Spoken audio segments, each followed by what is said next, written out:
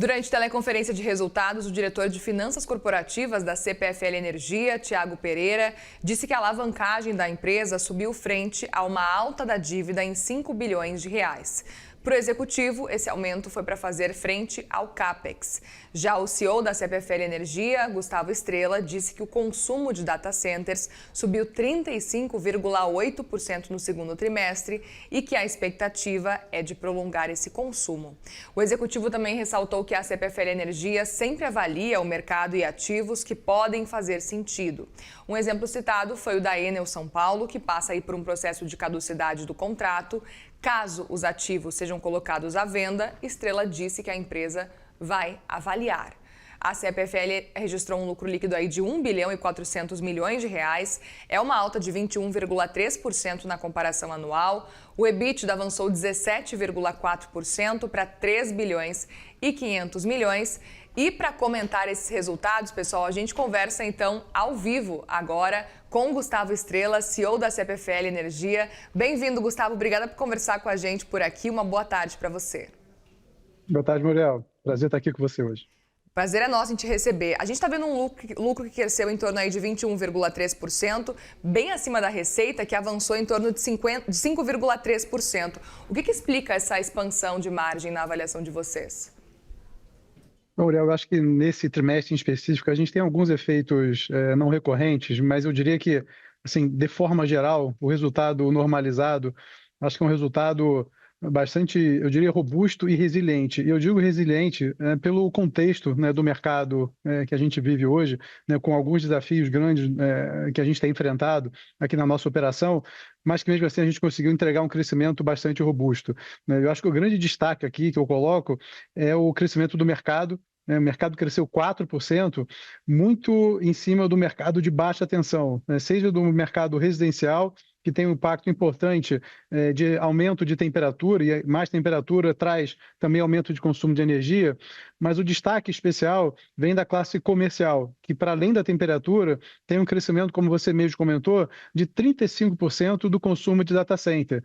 Eu estou numa região, aqui basicamente no interior do estado de São Paulo, é uma região muito assediada para investimentos em data center, né? Então, o que a gente percebe é um crescimento bastante robusto do consumo atual do mercado de data center e com uma perspectiva muito positiva quando a gente olha para frente, dados os projetos que já estão em fase de implementação. Então, acho que com base nisso, com esse crescimento de mercado, a gente conseguiu sim entregar um resultado bastante robusto.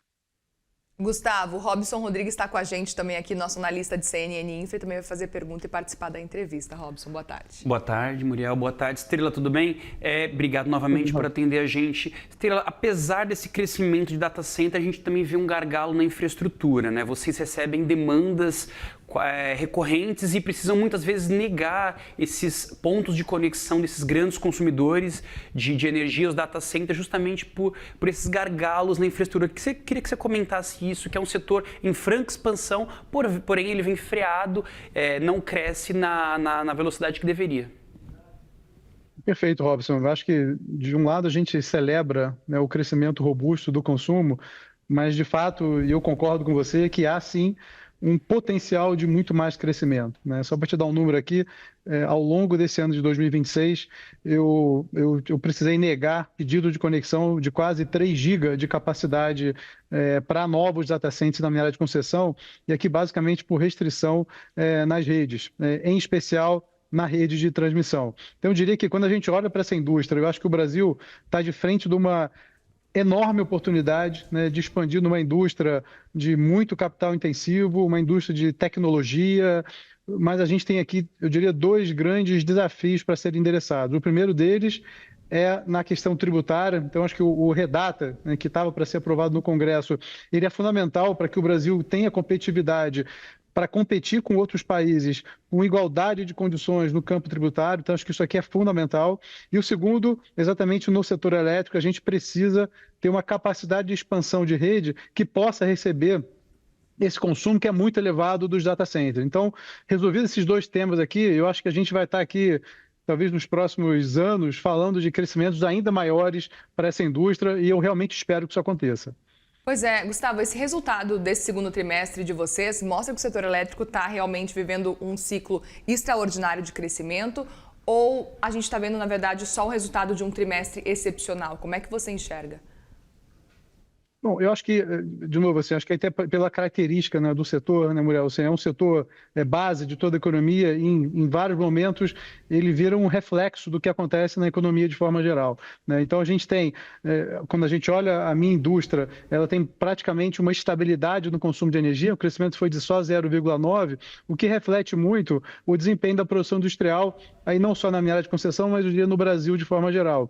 Esse crescimento ele tem sido liderado, sim, por um aumento de consumo dos clientes de baixa tensão. Aí você tem cada vez mais uso de energia, né, na casa das pessoas, nas nossas vidas. Então, isso aqui traz, sim, um reflexo de aumento de consumo no mercado residencial. E no mercado comercial, aí sim, com esse potencial de crescimento da indústria de data center. Então, eu acho que esse aqui é o contexto que a gente tem, né, quando a gente fala em perspectiva de consumo de energia. Mas quando a gente olha para frente, quer dizer, é um setor que passa, digo assim, por profundas transformações, né? E uma delas é o que envolve o que a gente comentou aqui, o tema do investimento, né? Assim, a CPFL hoje lidera um volume de investimentos gigantesco, são 6,4 bilhões de reais de investimentos somente esse ano de 2026, né? Mais de 30 bilhões de reais nos próximos 5 anos, e muito para fazer frente a uma nova realidade que a gente vive no setor, que é o tema da resiliência de rede, né? Com eventos climáticos cada vez mais extremos, como a gente tem vivido, nos demandam novos investimentos em melhora da capacidade e robustez da nossa rede, ao mesmo tempo que a gente tem um cliente cada vez mais empoderado e que cada vez mais demanda a qualidade das nossas empresas. Estrela, você comentou aí da resiliência das redes, a gente vive um contexto de super El Niño.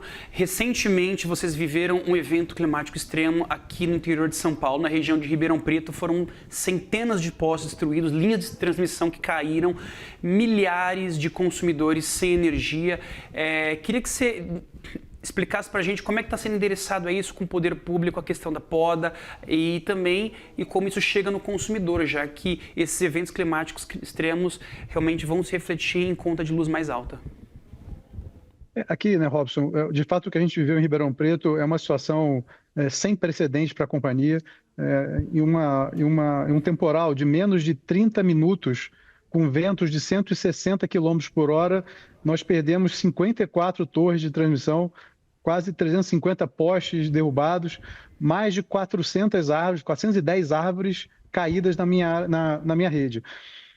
Esse aqui é o desafio que a gente enfrenta hoje, porque uma situação como essa, sem precedente, ela passa a ser cada vez mais recorrente, né? Então, alguns dias atrás, vivemos uma situação não tão crítica como essa, mas similar lá na região sul, né? Então, cada vez mais a gente se vê diante de uma situação como essa. Como é que a gente ataca isso daqui? Eu acho que, de um lado, é o que a gente está fazendo, né? Se eu olhar aqui meu investimento anual dos últimos 5 anos, eu saio de 3 bilhões por ano para 6 bilhões de reais, né, em ordem de grandeza. Por conta disso, eu preciso robustecer a rede para enfrentar esse tipo de ambiente muito mais adverso para a nossa operação. Mas, por outro lado, como você comentou, tem o tema da vegetação, né? Nós convivemos a vida inteira com uma vegetação nas grandes cidades totalmente incompatível com as redes de energia. Com esse ambiente que a gente tem hoje, isso aqui é insustentável e é o que a gente está vendo. Então, o manejo de vegetação, ele precisa ser endereçado de uma maneira correta a várias mãos. Aqui envolve poder público, envolve agência, envolve ministério, envolve as empresas, para que a gente tenha capacidade de adequar a rede, a vegetação às redes de energia elétrica, dado o contexto que a gente vive hoje.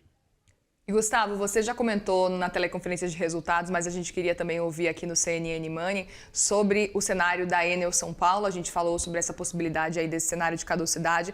Caso os ativos sejam colocados à venda, vocês vão avaliar? Vocês têm conversado já sobre esse cenário?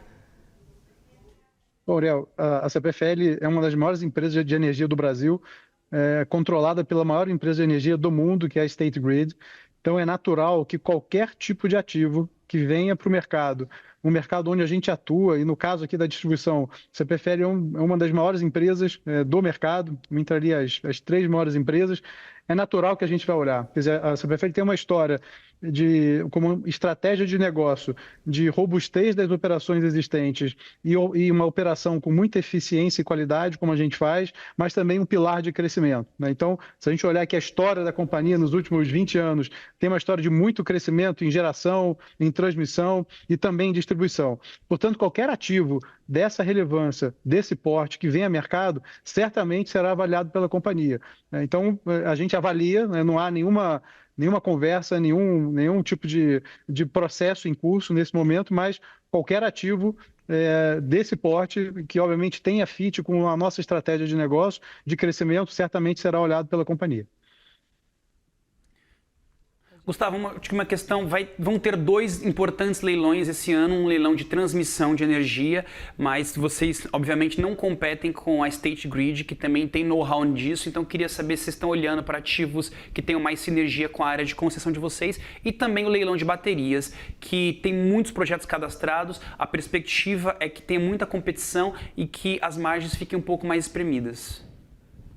Muito bom, Robson. Acho que são 2 leilões muito importantes para o sistema brasileiro. A gente não comentou aqui sobre o desafio que o setor ainda passa do tema do curtailment. E acho que o curtailment ele precisa ser endereçado de uma forma correta para que a gente possa continuar fazendo investimentos em geração limpa e renovável, como fizemos nos últimos 10 ou 20 anos. E aqui não existe uma bala de prata. Eu acho que são várias ações que, combinadas, vão trazer o ambiente correto para que a gente possa seguir investindo em geração renovável no Brasil.